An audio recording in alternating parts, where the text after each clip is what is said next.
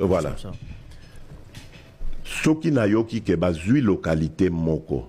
To babeti lisasi congolais moko akufi. Moko, pas deux, moko. Je réunis les deux chambres du Parlement en congrès. Je dis, Bopé sans autorisation, parce que c'est la Constitution qui le dit, je commence la guerre contre le Rwanda. Je vous le dis ici, beau de retenir en haut. Si ça se fait demain, il faut ça les malobis.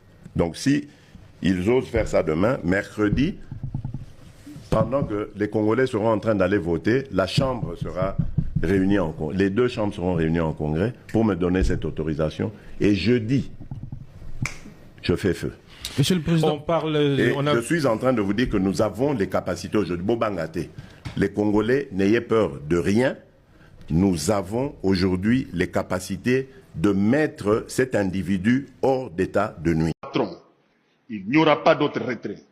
J'ai ordonné donc que tous les plans et instructions concernant un prétendu dialogue avec les terroristes du M23, supplétifs de l'armée rwandaise, soient complètement brûlés, et ce, immédiatement. Nous allons rester ici au Congo et nous battre.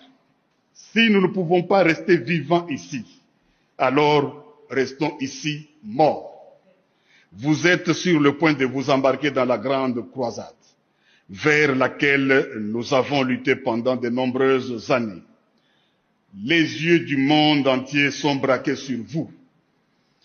Les espoirs et les prières des personnes éprises de liberté partout dans le monde entier sont braqués sur vous.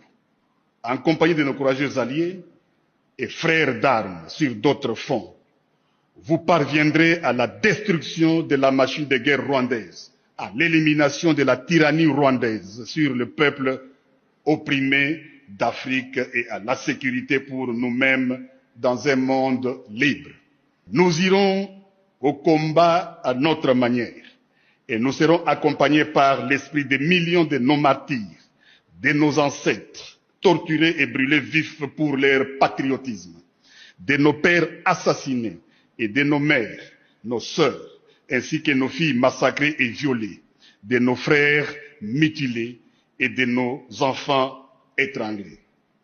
Et dans cette bataille, nous briserons l'ennemi et apporterons le salut à notre peuple, éprouvé dans la fournaise de la persécution, assoiffé seulement de la liberté, des droitures et de justice.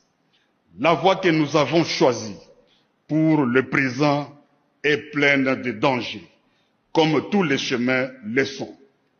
Mais c'est celle qui est la plus conforme à notre caractère et à notre courage en tant que nation et à nos engagements dans le monde. Le coût de la liberté est toujours élevé, mais les Congolais l'ont toujours payé. Votre force, c'est la cohésion qui vous rassemble et la constance de votre engagement. Votre honneur, c'est le respect de la mission pour laquelle vous donnez tout, avec un courage et un enthousiasme qui font l'honneur de notre pays. Votre fierté, c'est de servir la République démocratique du Congo, de la défendre et de la protéger toujours et partout, sous tous les climats et toutes les latitudes. Honneur pour toujours à notre armée et à son commandant suprême. Honneur à notre peuple, que des épreuves terribles n'ont pu réduire ni fléchir. Honneur à la nation congolaise. Honneur aux nations de la SADC, qui ont mêlé leur sang à notre sang, leur peine à nos peines, leur espérance à notre espérance. Et avec eux, nous allons triompher. Je pense aussi à nos blessés, ainsi qu'aux familles, aux soignants et aux camarades qui les accompagnent dans leur reconstitution. Qu'en notre soutien, tous puisent le courage et la force de continuer à aller de l'avant.